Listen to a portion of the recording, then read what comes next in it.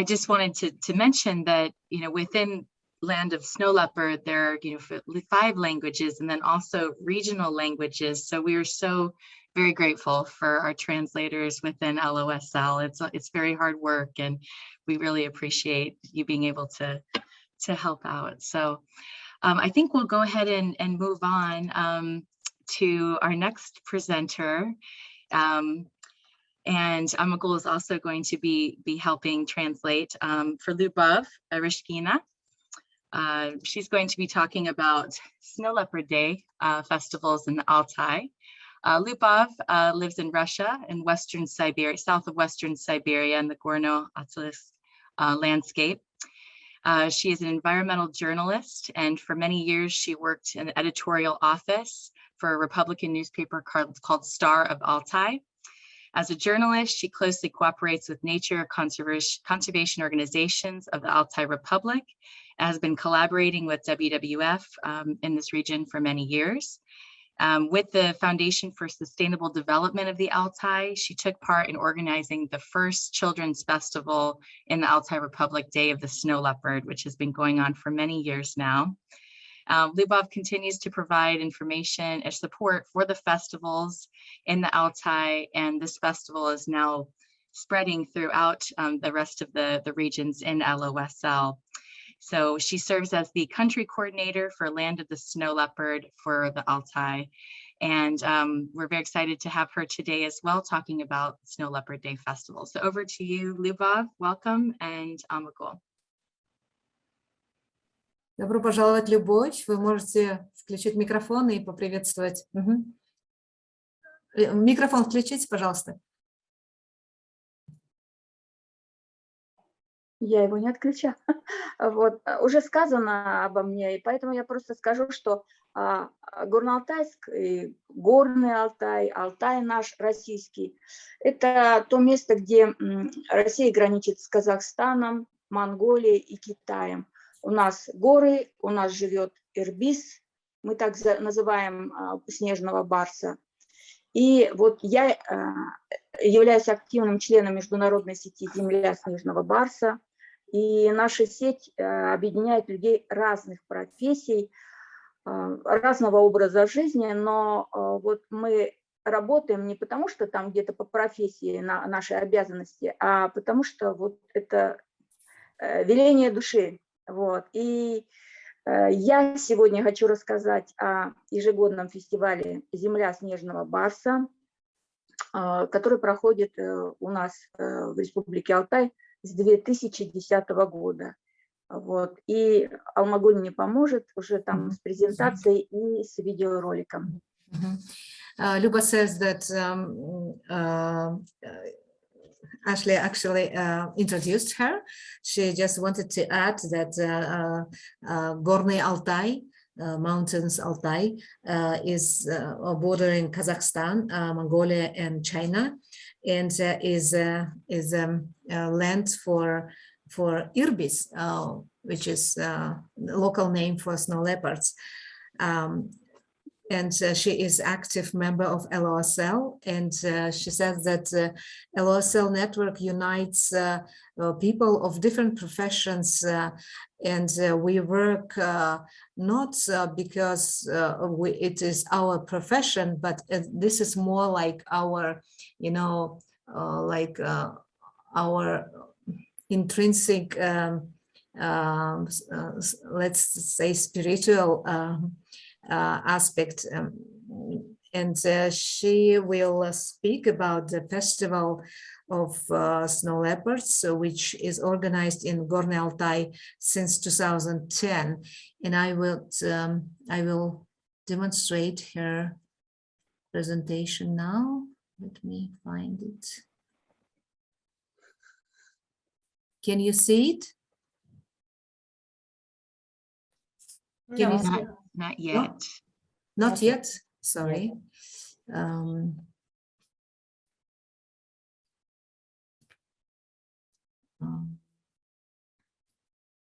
Let me try again.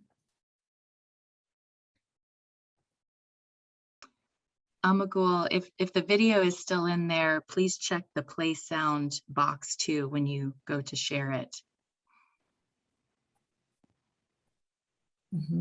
Can you see the presentation now? Yes. Okay. Perfect. Snow Leopard Yes. festivals in Altai. Actually, we worked together with Lyubov preparing this presentation, and I can speak on behalf of Luba. Where did the idea to hold festivals come from? Actually, it started long ago after ecologists from Novosibirsk studying wild Pilas cat came to Koshagach, to their local village, which is a snow leopard habitat. And in the national park Ukok Peace Zone, they organized a fascinating ecological seminar Day of Pilas Cats for school children from Koshagach village. And Maya Erlenbaeva, who is a member of LOSL network, after attending this workshop, she proposed to organize similar seminar to honor the snow leopard, the Irbis.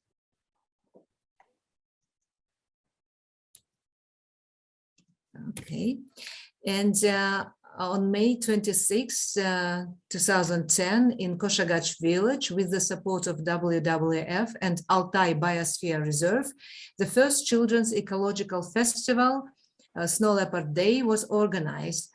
And among the organizers, there were the Ukok Peace Zone National Park, the Foundation of Sustainable Development of Altai, FSDA, and the Center for Continuing Education for Children of the Koshagach region. During preparations for the festival, children recorded the legends and stories of their grandparents about the snow leopard. These stories then were used for theatrical performances, and this was kind of, a contest between different groups of children. Before the start of the festival, the walls of the local community cultural center, where this event was organized, were decorated with children's drawings of the unique mountain predator that had lived for thousands of years on the territory of Gorny Altai. You can see the children's drawings here. And the next year, in 2011, the Day of the Snow Leopard was organized on the international level with participation of school children from Mongolia. From the border, Bayan, Ulgi, Aymak, children came to attend the festival. And here you can see the festival was held on the Republican level at the central square of Gorna Altaisk, which is central city, not a village in the village, but in the city, Gorna Altaisk. The ecological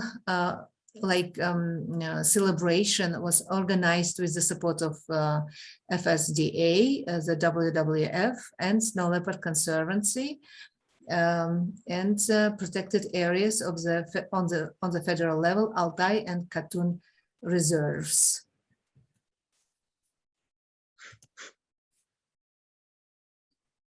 For 12 years in the Altai Republic, warm and sunny May has become the month of snow leopard festivals at the municipal level. So you can see how the idea of festival, held in festival, spread to different levels. With the establishing of the Sailu Games National Park, its specialists became the active organizers of the festivals, that now is organized in the form of an ecological marathon. And here you can see Slava Cheltuyev, who is also a member of our network. He's local Altaian shaman. And he says, since ancient times, the Altai have revered this beast and have never hunted or killed it. There is a belief that a person who kills unnecessarily a snow leopard will carry a sacrifice from family members. And in the Altai traditions, there was no such need to hunt snow leopards in order, for example, to make clothes or prove a hunter's skills. So these are words from Slava Cheltuyev, a local Altaian shaman, and another quotation from a local resident, Leonid Sablakov. It was also impossible to build livestock camps on the trails of the snow leopard to prevent him from living in peace.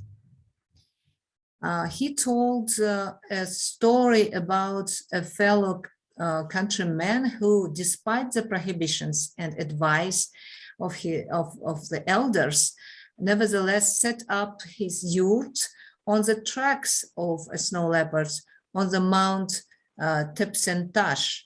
The result of the violation of the ban was sad. The troubled leopard killed the guard dogs of this man and wounded and killed about 15 of his sheep. So here we can see how elders, local elders give advice where to, it is prohibited, to move with the herds and, not to disturb snow leopards. And a violation of this advice was really, had really sad consequences for the herder, for shepherds. Since ancient times in Altai, a man intending to hunt a large beast, a sacred animal, had to perform a special ritual. He feeds his fire, ties the ritual ribbons called dayalam, speaks to spirits, explains the need for hunting. And children learn about all this from stories of their elders when they are preparing for the festival. Here you can see a local shaman, Slava, conducting a spiritual ritual, and fire is considered as a special, a part of the ceremony, and tying ribbons, like in Mongolian traditions and Altaian traditions, and also in Kyrgyzstan, is also part of the ceremony. Okay, the sincerity of the children in their desire to help the beautiful animal to survive in the snowy mountains of Altai can be seen in their songs, dances, and performances on the festival. Through performances, children call on their peers and adults to stand up with the whole world to protect the snow leopard. They ask to kill the beast inside the humans. They show that even on a small territory, there can be enough space for everyone, both people and animals. These are messages children send to the audience. We were the first, and the Snow Leopard Festival from Koshagach village migrated to other regions of Russia, to other countries. Now the Snow Leopard Festivals take place in Mongolia, Kyrgyzstan, and Tajikistan.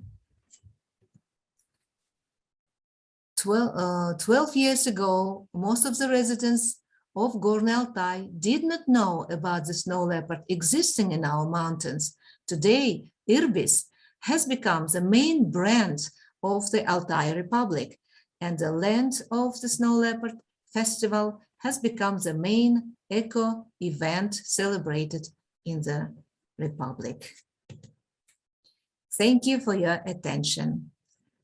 This was Luba's presentation. If you have questions, you can ask Luba and I will help. Эмне суроолор болду, мен укпай калдымбы же суроолор боло элекпи? Боло элек. Мейли анда. Отурерсиз. Жапар кылата кичине чарчап мен жата турмуш деп койдум. Тоодон келдик да. Okay. Any questions to Luba? I have a question, Amangu. So I was wondering, sorry, I was writing in the chat. I was wondering if who they think are the main supporters of these festivals. Is it, the teachers? Is it the students themselves? Is it the traditional leaders, or is it the mothers? I'm just wondering, is there someone in these communities that are like, wow, we want more of these festivals? Люба, вопрос такой: кто является главной движущей силой и поддержкой вот этих фестивалей, которые организуют все вот это? Учителя, может быть, учителя или... Да, это в основном педагоги дополнительного образования и педагоги, которые ведут работу с эко-клубами. Эко-клубы у нас и в Кушагаче много, при Союдемском парке, много друзей ВВФ, они участвуют. Но в основном педагоги дополнительного образования. Yes, you're right. Mainly the very active, there are educators, teachers of, how to say this,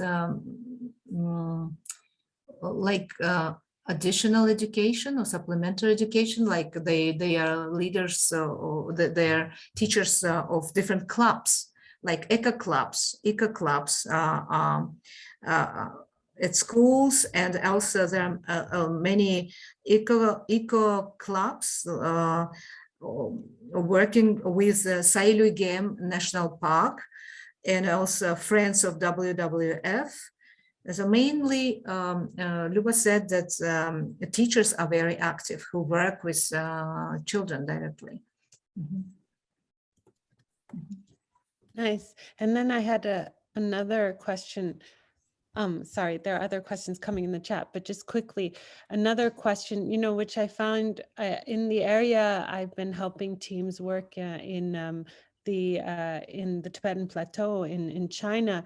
The teams there were wondering, there's so many forces that are at play. There's government policies, there's religious insights and those norms, and then there's also other non-religious norms coming and then shaping the way people decide behaviors of whether to hunt snow leopard or not hunt snow leopards, or how they take care of their livestock. So in this area, in this complex kind of field, do they feel that what has the strongest kind of force in determining how people act? Is it still very much the indigenous, the leaders, the religious leaders that people are still, are following? Because I think in some of these parts in China, if a monk, for example, head monk says, stop hunting snow leopards, we saw in the 1990s, there suddenly were hardly any poaching of snow leopards. So, I mean, so it can have really, strong effects. So I was wondering, in these systems, like what they see has the strongest forces in determining people's actions, and do they feel it's changing as, I don't know, as people have more access to online or more connected with the world? Just a general question. I guess it could be for anyone. Здесь вопрос такой, кто на самом деле является очень сильной, влияющей, вот, ну, кто наиболее сильно влияет на поведение людей. Может быть, это религиозные лидеры или, может быть, правительственные какие-то нормы. И воздействует на поведение людей, вот, меняя их поведение в отношении вот, их, ну, вот, к снежному барсу. И как вот вы считаете, Люба, что является наиболее мощной силой? Наиболее мощной силой, наверное, все-таки то, что барс является краснокнижным животным и очень, ну, как бы, жесткое наказание за его убийство. Это одно. И второе, все-таки духовные лидеры оказывают влияние. Сейчас ослабели традиции. Я когда разговаривала с охотоведом, охотовед Кушагатского района, я его спрашивала, вот как табу на сакральных животных, как оно вот сейчас исполняется. Он мне сказал, что табу почти не действует, вот если говорить об общем количестве охотников, да? Но духовные лидеры, они напоминают людям о том, что когда-то, и они до сих пор существуют, сакральные горы. Есть в Кушагаче гора Ирбисту. Она сакральна для определенного сёка, допустим, род сеок, Кыпчаки. Вот. И сакральная гора, она становилась неким заповедником в традициях, потому что на гору, даже на подножие сакральной горы нельзя было наступать. И кыпчаки не ходили на эту гору, а снежный барс, допустим, какие-то другие животные охранялись. Вот эти традиции все-таки сохраняют духовные лидеры. Вот. А очень сложно чисто на государственном уровне, чисто по закону. Вот если этого нет в душе, вот эти сохранились традиции, то сложно просто запрещать. Вот так. First of all, because this snow leopard is listed in the red book, the punishment is very strict, and people are very, you know, aware of the punishment, of the very high fee they would pay for killing this animal. And the second is the spiritual leaders who remind people about, you know, this sacredness of nature. And for example, in Koshagach, they have a sacred mountain, Irbistu, Snow Leopard Mountain, which used to be and still is considered as a reserve, the natural reserve for local understanding, because it was prohibited to, you know, to walk even up to this mountain, and this mountain and this spiritual, you know, taboos worked for local people who didn't disturb snow leopards living in this mountain.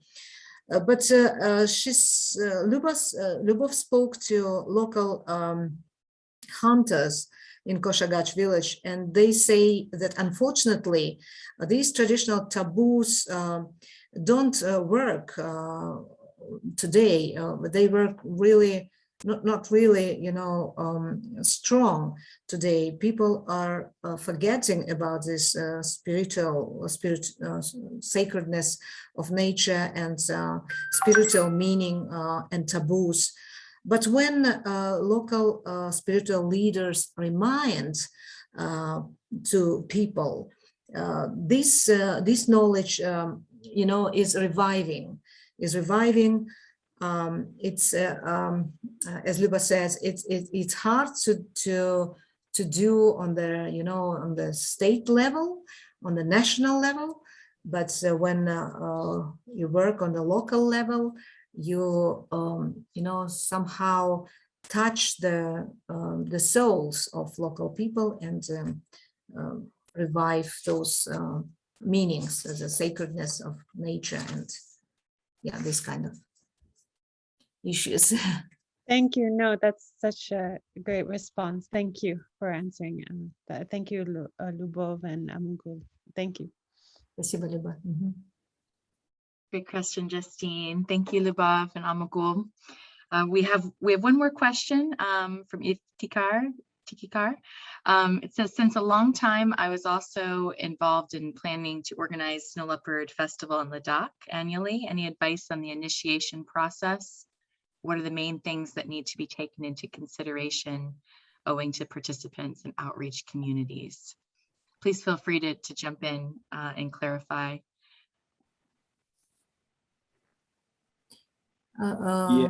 I'm having some problem with my computer, so I just put it in the chat. So yeah, as you know, Ladakh is also a habitat for the snow leopards, and there are not so many that awareness kinds of programs taking out. So I was just planning to initiate some programs that would be held annually. So I just want to have some advices and the experience that they have gone through, and like what things that needs to be considered, like owing to the participants and that target community that we are targeting for such events. It's just a general basic experience and advices from the great personalities. Thank you. Люба, вопрос был о том, что вот на Ладахе они тоже каждый год проводят фестивали снежного барса. И они как бы хотели получить от вас вот совет on the initiation process, да, как бы is this something like spiritual, related to spiritual ritual, or can I clarify again? What do you mean when you say about initiation process? Is this sorry, I'm sorry. I'll just clarify it. Not about the government processes and something like that. How to like involve the communities in it, because I'm studying the attitude and local perceptions, people's perception towards wild carnivores, and sometimes like it's very difficult to make them understand about and the importance of protecting them and conserving them. So just an advice from you guys, like how to like involve the community in this. Да, либо вот в целом очень трудно, говорит, работать с людьми, очень трудно организовать их, мобилизовать. Вот какой у вас будет совет, вот, чтобы вот как бы быть более успешным? Чтобы дети включились в фестиваль, да? Ну, не знаю, у нас как-то особых трудностей нет. Очень заинтересовать, допустим, мы конкурсами заинтересовываем. То есть конкурсы, призы, это не просто вот фестиваль, это конкурсный марафон. Я там писала, это онлайн, заочный конкурс-марафон. Объявляются различные номинации, там где-то поделки, где-то рисунки, где-то песни. Вот. И потом по итогам уже конкурса приглашаются дети из сел, победителей, в город. А им всегда это интересно, поехать в город. Ну, естественно, призы, конечно. И дети активно участвуют. For example, to engage more children, they arrange kind of contests among different groups of children, and marathon, like a marathon, the format of participation, and they have different nominations, like the best poster, the best drawing, the best song, singing a song, or theatrical performance, and of course they have prizes for children, and the winning team, the winning group is awarded by the excursion to the city, to the central town. So children from the village are really excited to visit the town, and yeah, this Actually, Lyubov said that they don't have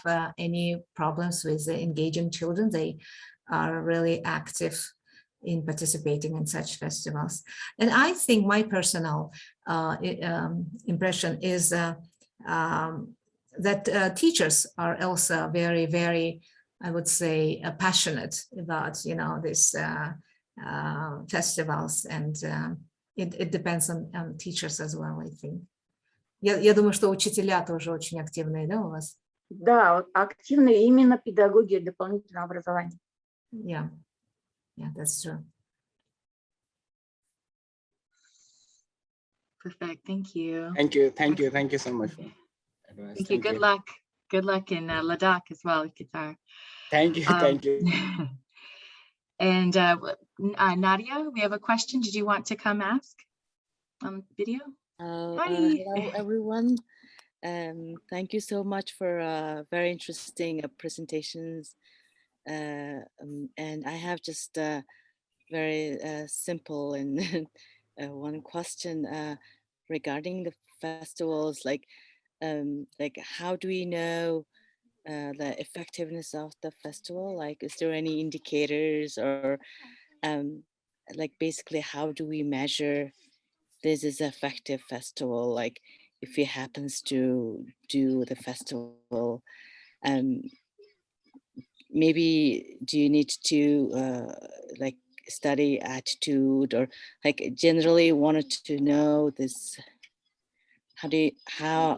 So good festival means like what kind of indicators involves? Вопрос, Люба, такой, вот как бы вы оценили эффективность ваших фестивалей?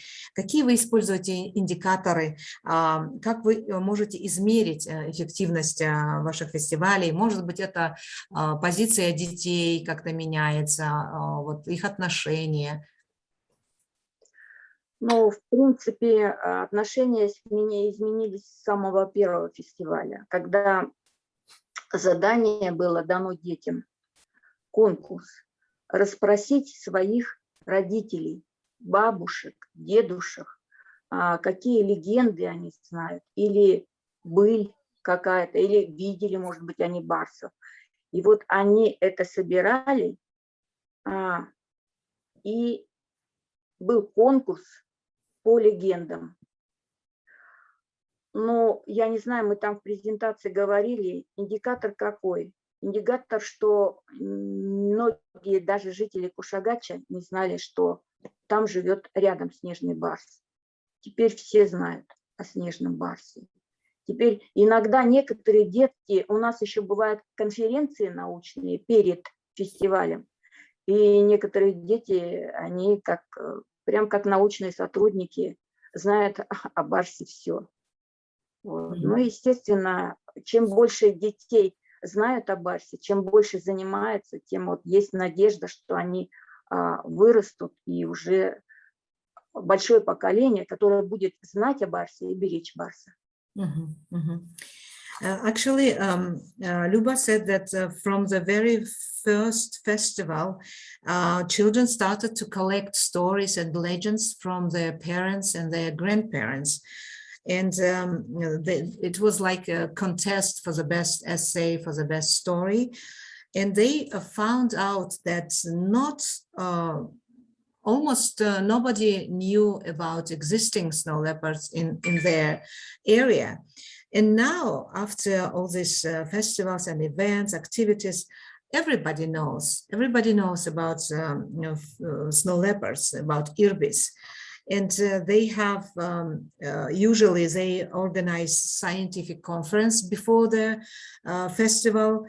And she said that even children became experts on snow leopards, and they can, present on this, conferences, because a lot of information since starting the first festival, they have a lot of information about irbis, and Luba said because this celebration is so popular, all people know about snow leopards and aware about snow leopards. Thank you.